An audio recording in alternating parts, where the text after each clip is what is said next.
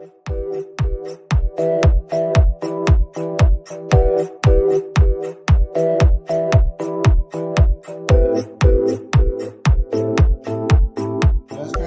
this is Srikanth Tadvarti. You watching Srikanth Ideal Chemistry. In this video, we are discussing about applications of hyperconjugation. So, in that, the first one is stability of alkyl carbocation or stability of alkyl carbocation or carbocation. Okay, here the stability of carbocation is depends upon number of alpha hydrogen atoms or number of hyperconjugation structures. Here stability is directly proportional to number of alpha hydrogen atoms or number of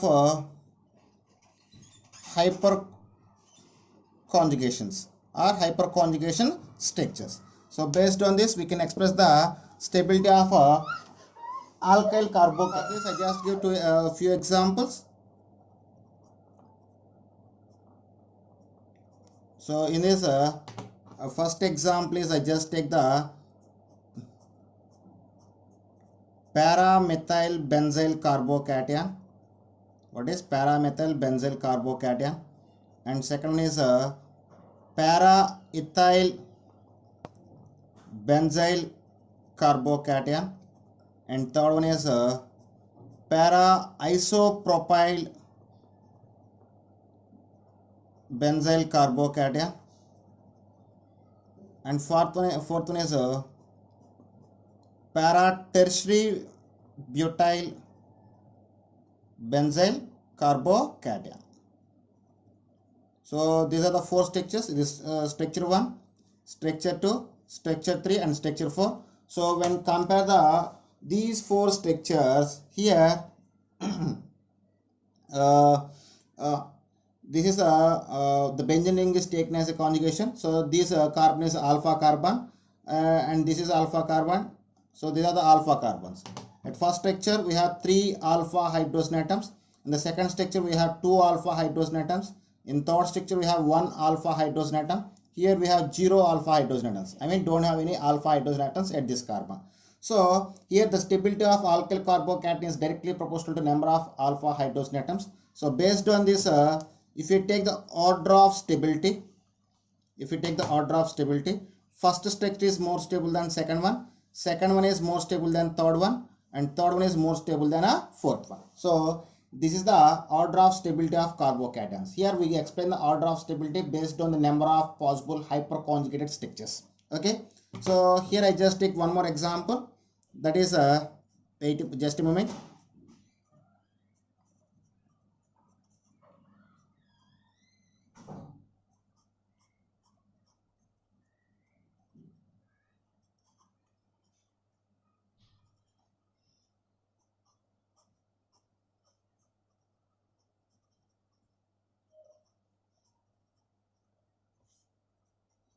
So these are 3 structures. In these 3 structures at para position we have CT3, CH3 and CD3. So here T means it's a tritium, isotope of hydrogen. Here D means deuterium, it is also isotope of hydrogen. So at these are the alpha carbon atoms, and at this alpha carbon atoms we have 3 alpha hydrogen atoms. So if we take the order of stability for these compounds, second structure is more stable, after third structure is more stable, and first structure is least stable in the given 3 structures. So this is about the stability of alkyl carbocation or stability of carbocations. Okay, next one is stability of alkenes. So for stability of alkenes also depends upon the stability of alkenes also depends upon a number of alpha hydrogen atoms. So stability is directly proportional to number of alpha hydrogen atoms. So which structure having more number of alpha hydrogen atoms, that is more stable. So here I just take the 3 structures. for your better understanding. Those are CH3, C, double bond CH2, CH3. So this is structure 1, and then CH3, C, CH3, double bond CH, CH3. This is structure 2, and next one CH3, C, CH3, double bond C, CH3 and CH3. This is structure 3. Okay, if you identify the alpha hydrogen atoms, so these are the double bonded carbon atoms. For this base-ading carbons, these two are. So these two are the alpha carbon atoms. For this 1, 2, 3 alpha carbon atoms are present. Here 1, 2, 3, 4 alpha carbon atoms are present. So in this structure we have 2 alpha carbon atoms, each carbon having 3 hydrogen atoms. So totally we have 6 alpha hydrogen atoms here. Here 1, 2, 3, 3 alpha carbons. Each carbon consists of 3 alpha hydrogen atoms. Total number of alpha hydrogen atoms are 9. For this 1, 2, 3, 4, each one having 3 hydrogen atoms. Totally we have 12 alpha hydrogen atoms. So in this third structure having a more number of alpha hydrogen atoms. So if we take the order of their stability, so third structure is more stable than second one, and second one is more stable than first one based on the number of alpha hydrogen atoms. So just next example, that is toluene. So this is toluene, and the next structure will be present like CH, CH3, CH3 we call as isopropyl benzene, and then I just take, and this is tertiary butyl benzene. Last is ethyl benzene. Ethyl benzene. So this is structure 1, this is structure 2, and this is structure 3, and this is structure 4. So if we take the order of their stability, so this is these are the alpha carbon atoms. What we have in the first structure, we have 3 alpha hydrogen atoms. In the second structure 3 plus 3, total 6 alpha hydrogen atoms are present. In third structure 3 plus 3 4, so 6, 6 plus 3 9, total 9 alpha hydrogen atoms are present. In the fourth structure we have 2 alpha hydrogen atoms.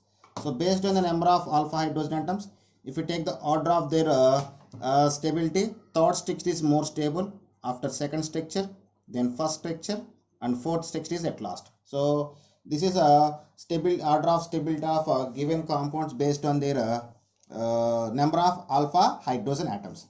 And next application of hyperconjugation is heat of hydrogenation. What is heat of hydrogenation? Okay.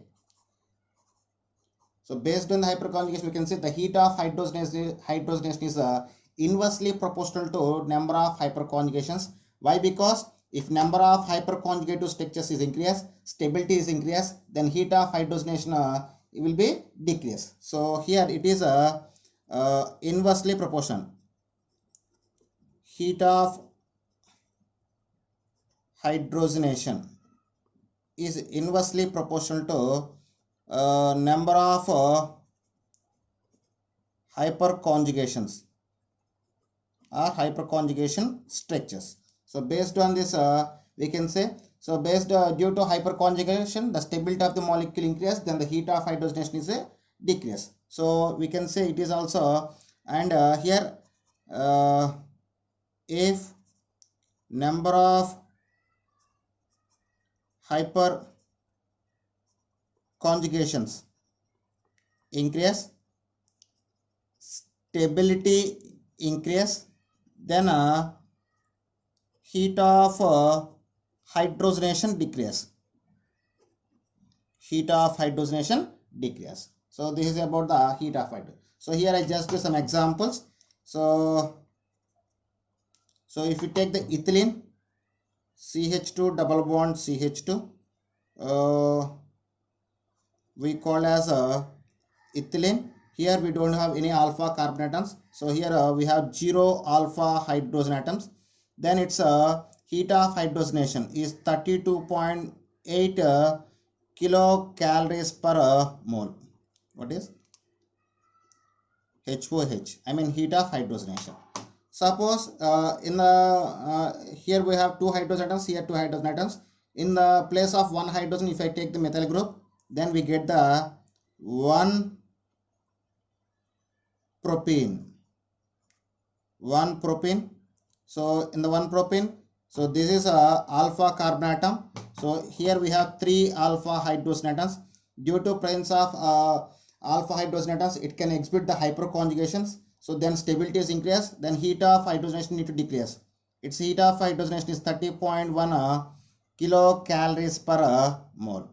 Okay, so if you take the four methyl groups in the place of four hydrogen atoms, then we get a CH3, C, CH3, double bond C, CH3, CH3. This is we call as tetramethyl ethylene. We call as tetramethyl ethylene. So here we have four alpha carbon atoms, 1, 2, 3, 4. So totally here we have 12 alpha hydrogen atoms. So more stability. For this heat of hydrogenation is 26.6 kilocalories per mole. So this is about the heat of hydrogenation. If number of alpha hydrogen atoms increase, number of hyperconjugations gradually increase, and stability of the molecules increase. So here stability of the molecules increase from ethylene to tetramethyl ethylene. Okay, so then the stability is gradually increase and number of hyperconjugations increase, then heat of hydrogenation will be decrease. So this is about the heat of hydrogenation, and we have two more applications. Those are bond length and dipole momentum. Next application is bond length. So due to presence of or due to showing of hyperconjugation, the bond length will be decrease due to hyperconjugation. Due to hyperconjugation, bond length will be decreased. Due to hyperconjugation, bond length will be decreased. So here I just take one example to show the decreasing of bond length. So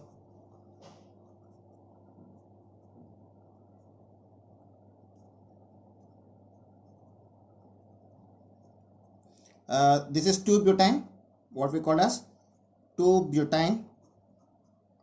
So in this 2-butane, if you see this, these two are the alpha carbon atoms. So this is one alpha carbon atom and this is one alpha carbon atom. Just give the numbering from here onwards, 1, 2, 3, 4. Okay, so why? Because I want to use these alpha hydrogen atoms. So for example, so these sigma electrons of CH bond are shifting as pi electrons, and these pi electrons are shifting towards the carbon as a lone pair electrons. So resulting structure we get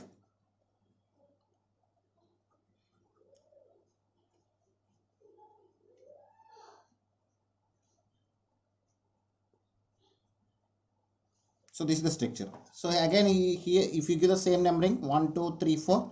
So in the first structure, the bond between first and second carbon is single bond. So here bond length in the first structure, bond length of C1 to C2 carbon is equal to 1.54 angstroms. But in the second structure, after hyperconjugation, the C1 C2 bond can be converted into double bond. So here bond length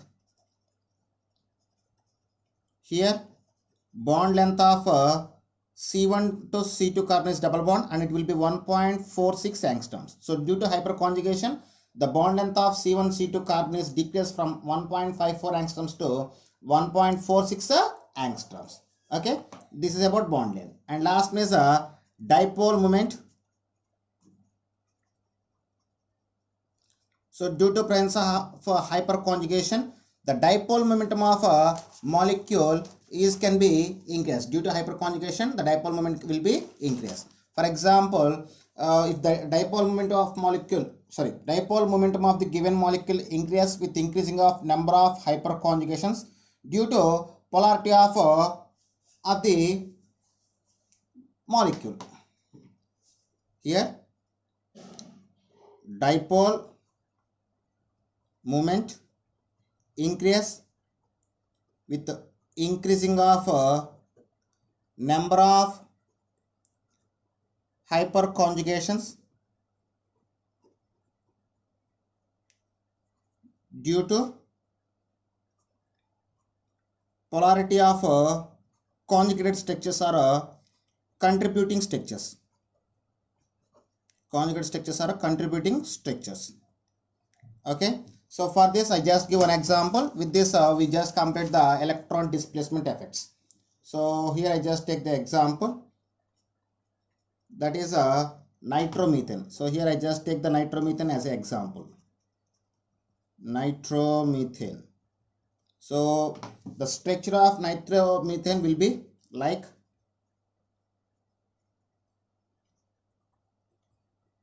so this is the structure of nitromethane, and this is the alpha carbon atom, and these three are the alpha hydrogen atoms.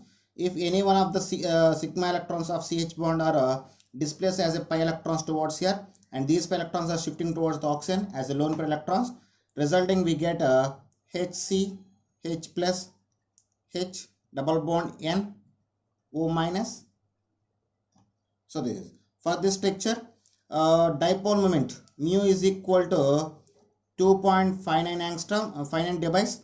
For this structure, dipole moment mu is equal to 3.15 dBs. So due to hyperconjugation, the dipole momentum of molecule is increased. Okay, these are about the applications of hyperconjugation. Okay students, if you like my concept, please subscribe to my channel. Please like and share my videos. Thank you.